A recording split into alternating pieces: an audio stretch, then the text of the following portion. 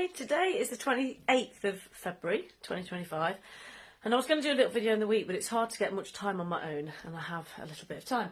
So anyway, I wanted to share that I've just started sowing some seeds and I follow various people, and again they all just seem to know exactly what they're doing when they're doing it. I don't know what I'm doing and when I'm doing it. I have a little gardening group that I've got on Telegram, and I also just follow Charles Dowding, and I thought I'd show you then my books that I use, that because I just wanted to find things, you know, when somebody tells you when to sow seeds. And I've got a little chart actually from I'll show you this chart. You can get them in gardening magazines, I believe, and it just tells you. I was given this by a friend back in Ashby, and it just tells you, it's got a little tells you your veg, tells you when to sow, when to harvest. So I either use that, or I can sort my Charles Dowding book. And I think I've figured out I can't flip this around. So this is my book. This is our pussycat. It's the diary. Now he does a calendar, but then what you do is you go to each month, bear with, and now we're like February week 4, say, and he'll tell you at the top of each week. So it says February week 4, first undercover the sowings of onion, radish, kohlrabi, beetroot, peas for shoots. So I've just decided, and actually March week 1, first outdoor sowing of broad beans. I sowed some broad beans in the week. So then I keep it in the lounge. I've just got a seed tray, and all I've done is I've got 2 rows of onions. I've never been able to grow onions, so I'm going to see what happens. Some more onions, spring onions, some radish, and then not much lettuce, and a bit of broccoli. I've made the mistake for the last 2 years of planting loads of lettuce, and there's only so much lettuce you can eat. I'm not even a massive fan of lettuce. It's okay when you can build it up anyway. And I keep it in here, and the reason I keep this in here is because it's warm in here at the moment. So these want warmth to germinate. I think actually there's some that are just, I did these about 3 days ago. There's some tiny little specks you can see. As soon as then they come out, then they need to see light. So if you don't, so when they've germinated and they're just coming through the soil, then they need to go and sit in the windowsill. And actually, so I would put them then, so we then added this porch onto this cottage. We've got a little porch, and then what I'll then do is line the windowsills with the seed trays, because I have nowhere else.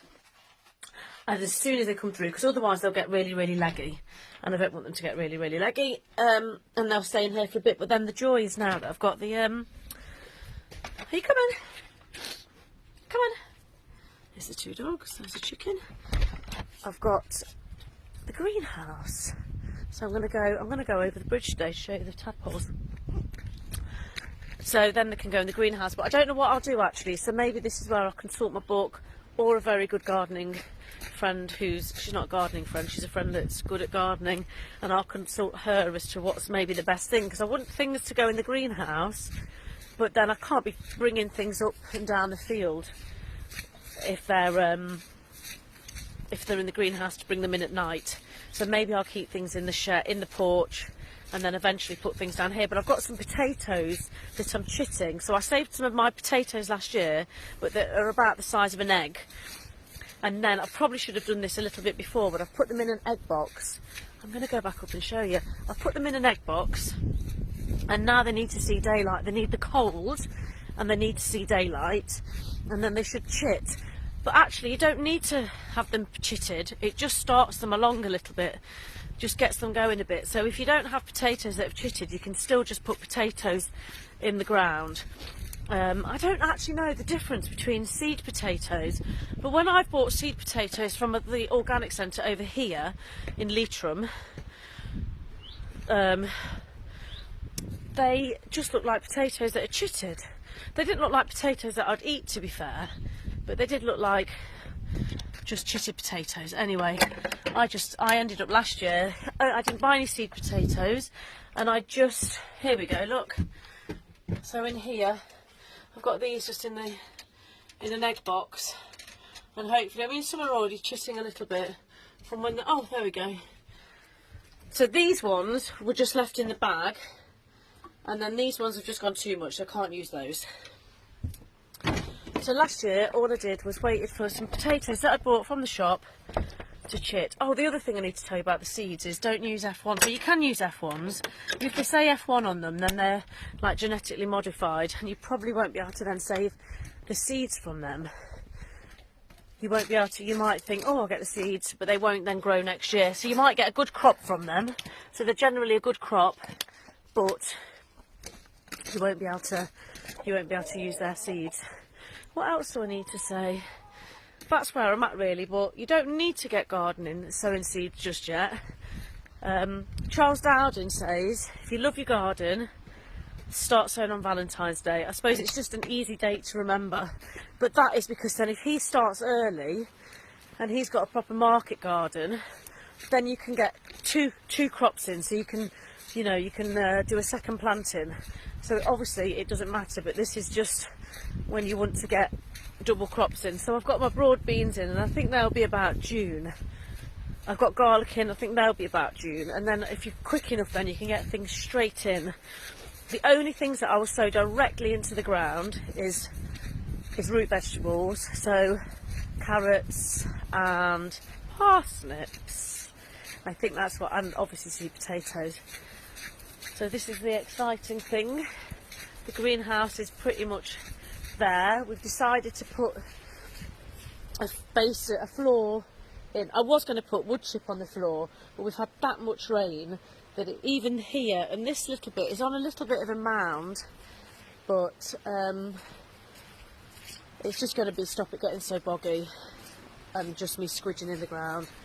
And then I've got a couple of shelving units that we got from the place that we got the just on the floor here, but these are going to go in, some aluminium shelving units. Right, this is our way over the little stream. This is for you, Sean. I'm going to cross the bridge, and I've just snagged my trousers with some barbed wire. So our way into the bridge, this is our hammock. For all of the sunshine that we do get in Ireland, it's really sunny here. Right, then I have to manoeuvre myself now down into the river. But look how beautiful it is down here. It's like a green tropical paradise. It's absolutely gorgeous. Now I'm going to go back. I'm going to clamber up and then make my way across the bridge. Here we go, look, here it is. So I don't particularly like it, but it's not that deep down there. And this is all our river, so this is our river. It's amazing. It is amazing. I did want to show that the light. Oh, I've got to be quiet because of the frogs. So that all the frogs we're sitting on top of the frog spawn. Hold on. Oh yeah, oh no, there's no frogs there now. The last few days that we've come, it's been a frog frenzy, but maybe the frogs have just done all of their. Can you see all of that there? That is all frog spawn. So the last few days we've come and they've just gone crazy. Anyway, not that I'm sure, clearly you've all seen frog spawn before, but it is quite exciting, especially when you've got a child that we've got like this just over the way. I noticed lots of dandelions growing. So last year I made my own dandelion coffee, and just kind of dandelion root coffee. And you're meant to get it early before it flowers. I think it goes a bit bitter after it's flowered. So my job this spring now is to go and find my dandelions, dig up the roots, chop them up, roast them over the range, and then you grind it, and then you've got organic dandelion root coffee. And some friends back in the UK, they had bought some and it tasted exactly the same. So I was really pleased. So that is a job on my list. Now my next job is to get out of this river without embarrassing myself. But the river was quite an important thing for us to have, just to be able to know that we've always got water. If ever we get cut off or anything like that, we always want to know that we've got water. We had somebody comes to read the electric meter, and he's wide awake, was talking about smart meters, and Emmett said, "What's a smart meter?" I said, "That's something, Emmett, that we'll never get." we'll never get a smart meter. And this guy said, yes, neither will I. He said, I know too much about them. And we said, how many people do you think have got them? He said, it's probably like 65, no, it's more than that, 85%. He reckons in Ireland have got smart meters, but I think he's learned about them from people on his travels. So he's obviously, as he's gone around, so yeah, he knows that they're not good. So I don't know if you do have a smart meter, I'll just try and get rid of it. And he even said, because they'll be able to remotely switch you off. I mean, that's crazy, isn't it? I just thought I'd just walk down this bit of our land. So there we've got, up there is the fire pit. We've got some of the chickens out. No one's locking my chickens down. I don't know what it's like in the UK, if people have had to lock their chickens up yet. I've got a feeling maybe they have over here, but obviously I was just roaming free, same as the goats. There we go, this is Flopsy. They never really eat much grass, but they're eating loads of grass at the minute, and I'm wondering if it's just because it's, you know, fresh spring new shoots, new grass. There she is. Look, she's got about a minimum of 2 weeks, but how exciting. That will be wonderful. And one of my chickens, actually, she keeps sitting, and actually spoke to a friend today and decided I've let her out, I'm going to let her sit. So we had 2 lots of chicks last year, and I'm going to let her sit and have some more sit on chicks. She just wants to get broody.